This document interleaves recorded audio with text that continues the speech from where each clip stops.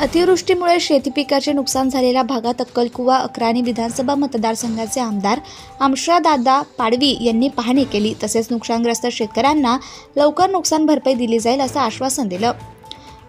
अक्कलकुवा तालुक्यातील भांगरापाणी परिसरात अतिवृष्टीमुळे शेती पिकाचं नुकसान झालं असून तोंडात आलेला घास गेल्यामुळे शेतकरी वर्ग अतिशय संकटात सापडलाय।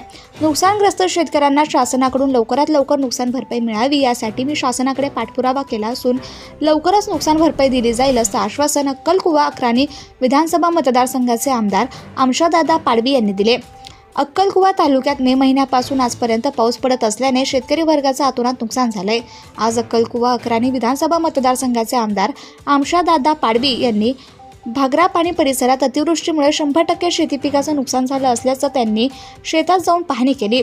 शासनाकडे ताबडतोब याबाबत स्वतः शेतकऱ्यांना न्याय मिळवून देण्यासाठी पाठपुरावा केला असून लवकरच भरपाई द्यावी या मागणीसाठी राज्याचे मुख्यमंत्री नामदार देवेंद्रजी फडणवीस, उपमुख्यमंत्री नामदार एकनाथजी शिंदे तसेच पालकमंत्री नामदार माणिकराव कोकाटे तसेच संबंधित विभागात पत्रव्यवहार केला असे सांगितले।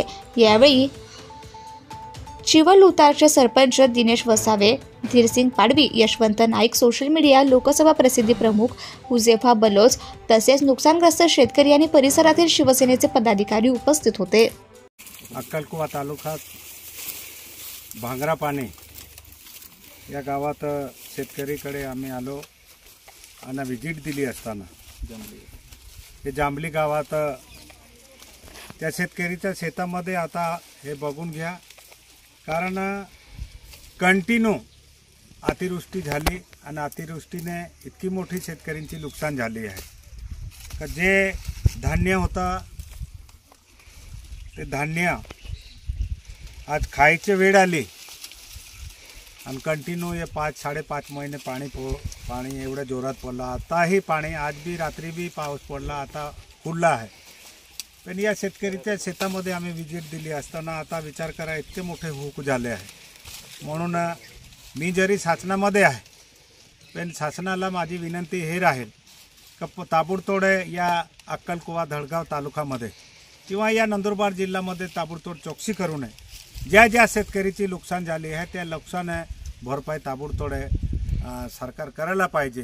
हे मागणी मी मुख्यमंत्री साहेबांकडे तर केलीच आहे, पण या जिल्ह्याच्या पालकमंत्रीला सुद्धा आम्ही सूचना पत्र दिलं आहे। जिल्ह्याचे कलेक्टर, तहसीलदार यांना सुद्धा मी हेच कॉन्से घेऊन जाणार आहे, त्यांना सांगणार ताबडतोड आपले सर्वे करा आणि शेतकरीला आता तेवढं तर देऊ शकत नाही सरकार, कोणी देऊ शकत नाही, पण आज ते मूगमध्ये आलेला घास आज ते उगला गेला आहे तर त्याच्यासाठी सरकारकडे मी मागणी करेल आणि जुरून शेतकरीला त्याचा मोबदला भेटायला पाहिजे म्हणून माझी सतत मागणी राहील।